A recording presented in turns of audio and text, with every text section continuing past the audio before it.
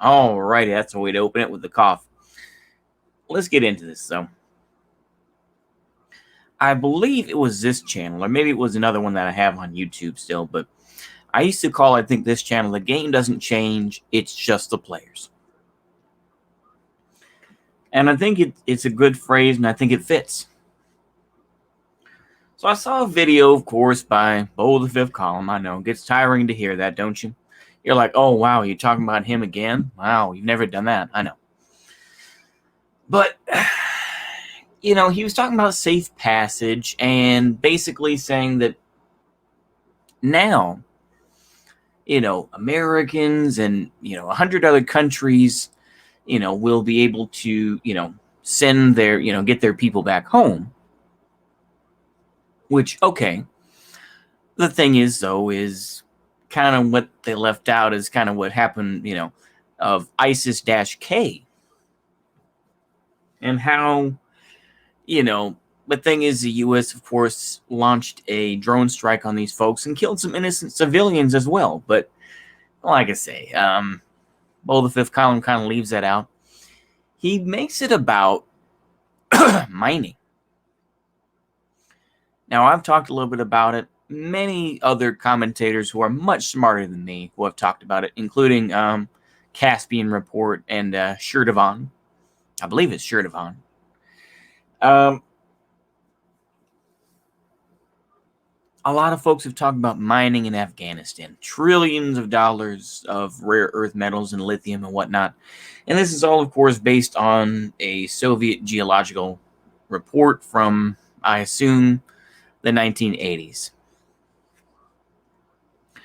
The thing is this, is there's a lot of question about where these things are, and, if they allow safe passage and if the Taliban can secure, all their various dissidents and whatnot. Basically, if the dissidents leave and they go to the United States, then it's easier for the government. And I say to myself, this is another group. Afghans will be yet another group of hyphenated Americans, if you will, who are basically used as props to say, oh, we provide all this freedom for people. And they'll, like I say, the same thing with Cubans, same thing with the Hmong people, or same thing with Vietnamese refugees. You could also say that about Filipinos as well, to a degree, but that's a different thing. The fact is that these folks are used as props. This is something that I don't think Bo the Fifth Column likes to talk about, but I think he would agree with me. The thing is, he has much more glib response to politics, and to a point I do agree with him, but I think that he limits it. Basically, he says, everyone's at the table playing poker and everybody's cheating. It's like, yeah, we all know that. The thing is, though, is that who does that cheating benefit? That's what you really should be asking. Is that cheating benefiting keeping the government in power? Or is it benefiting a few people who, want to maintain their power and their influence, right? The thing is this, is he'll be like, well, if we can provide, if they can provide, security and whatnot, then mining companies will come back in. And it's like, well, I mean, you have China, India. I mean, I'm looking at an article just a minute ago from CNN. And they're saying China's been burned before, so they may not enter into Afghanistan. And of course, it implied, of course, I mean,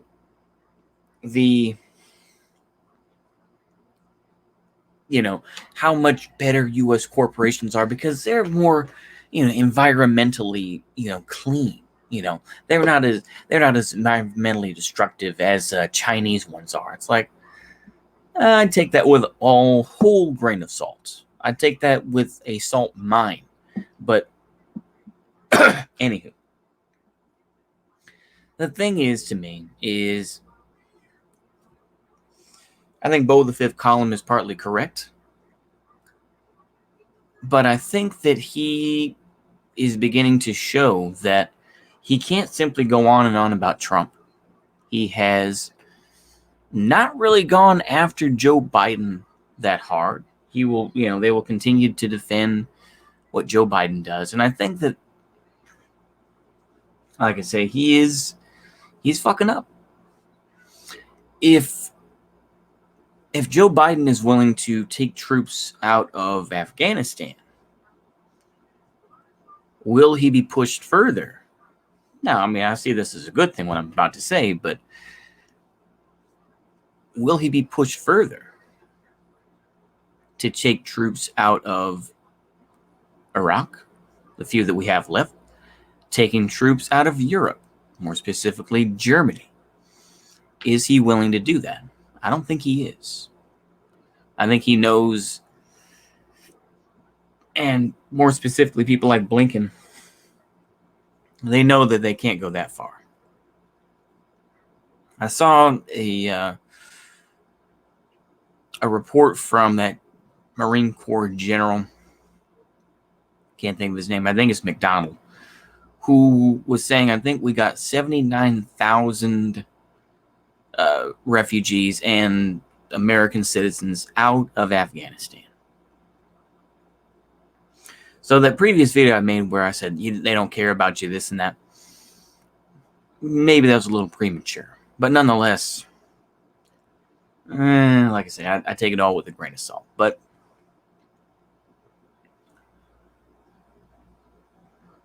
what I would say, though, is, governments, it's like, people make deals with people that are now the leaders. It's like, okay, that's not really that surprising, I think it's ridiculous to be like, oh, well, now we're going to take the dissidents from Afghanistan and they're going to vote. It's a very divided thing, isn't it? It's talking about that, the Twitter bullshit that I happened to see with a lo-fi Republican, where it's just like, because he said we should care about the homeless, and of course it's like, diss you, and he said bad things about the homeless. It's like, okay. But it's like, if we provided housing for these folks, same thing with the refugees. It's just like, to me, these are temporary measures. I don't think that these companies care. That's the fact of the matter. I don't think they care. They're simply doing it as a virtue signal. It's like, for 6 months you can stay, but afterwards, you gotta pay, Yeah.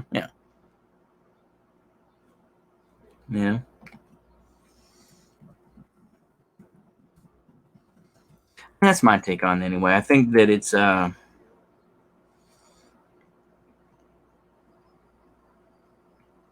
lot of folks really think that somehow, this is what's going to change everything. It's like, nah, not really,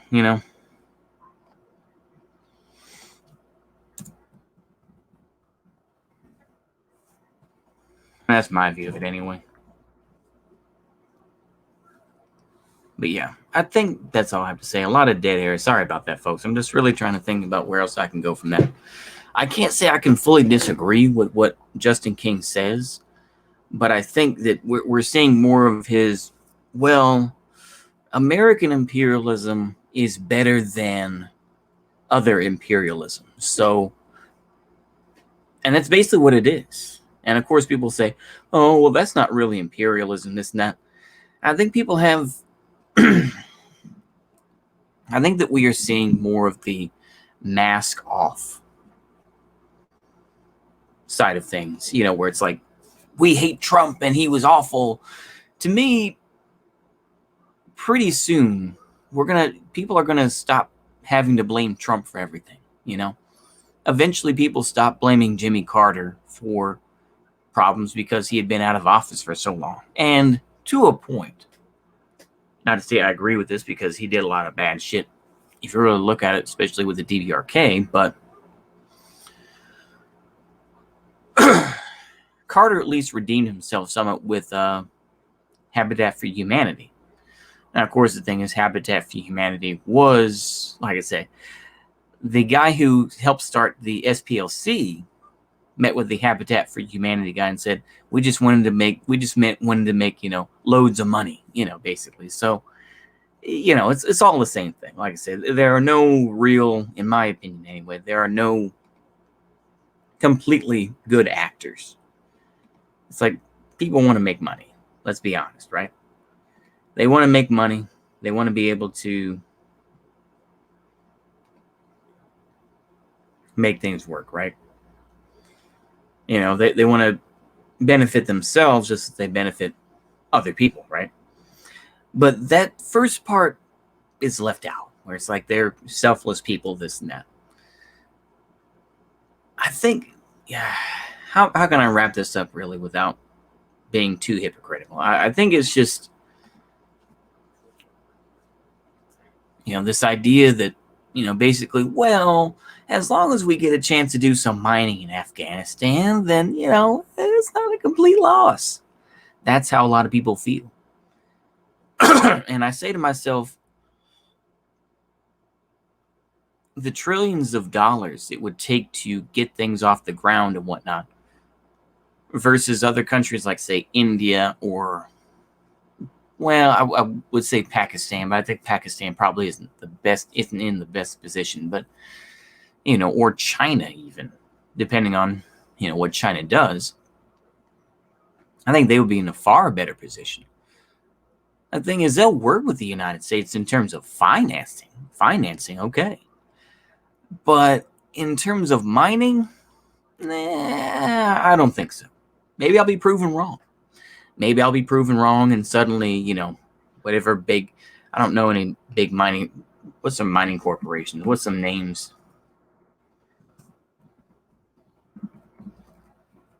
Mining corporations in the U.S. Let's see what we got here. Newmont, Southern Copper, Freeport, McMoran, Albemarle, Royal Gold, Mosaic, Hecla Mining, Alcoa. I've heard of Alcoa. I've heard that name.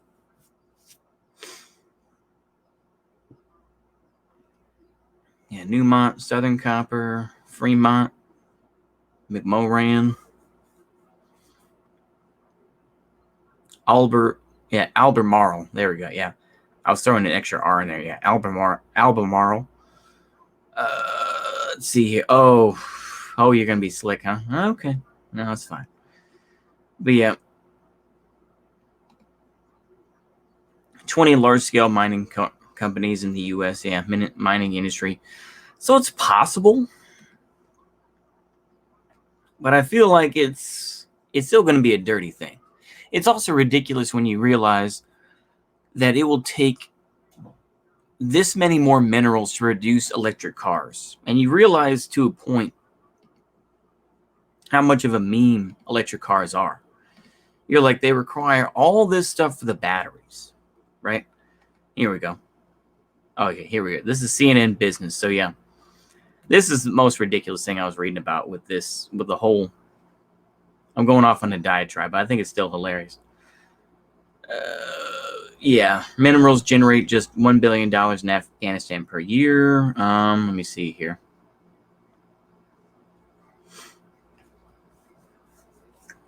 But a lot of, like I say, it would take decades. This is the real part. I think this is the only bit where I can really go off about, Beau the Fifth Column not being correct. I mean, he'll talk about like maybe in a few months. I'm like, this is going to take a few years. You think that mining corporations and you think that financial investments are going to go into Afghanistan right away? I don't know about all that. Like I say, it's not to say that they wouldn't be willing to work with the Taliban. It's not that. But we've seen the recent attack that's occurred. They're going to have to really put some things down, It does go to show that, yeah, one government changing versus another doesn't necessarily make a huge difference. But yeah, I'm trying to see here. I was just trying to read about the ridiculousness of these of the production of these electric cars. I just want to see how ridiculous it is. Let me see here. 75% cobalt. Yeah. I just think it's ridiculous regardless. But yeah, let me see here. One last little thing. Don't worry, I'm not going to sit here and, well, I am going to sit here and make you listen to this dead air for a little bit, but yeah. Oh, download taking power, 30-40%. Oh yeah, the average electric car requires 6 times more minerals than a conventional car, according to the IEA. Lithium, nickel, and cobalt are crucial to batteries. Electricity networks also require huge amounts of copper and aluminum, while rare earth elements are used in the magnets needed to make wind turbines work. Well, I will just speak about 2 of these, but I'm pretty sure that you can recycle copper. And you can make aluminum is a, it's a bimetal. Actually, aluminum. Sorry.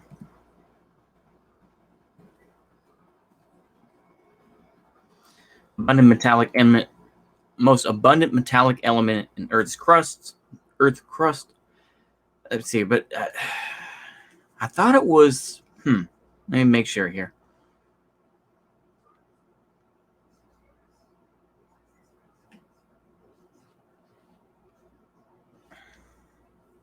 I'm pretty sure it was like a, that was a combination. Huh. Well, there you go. I guess I was proven wrong.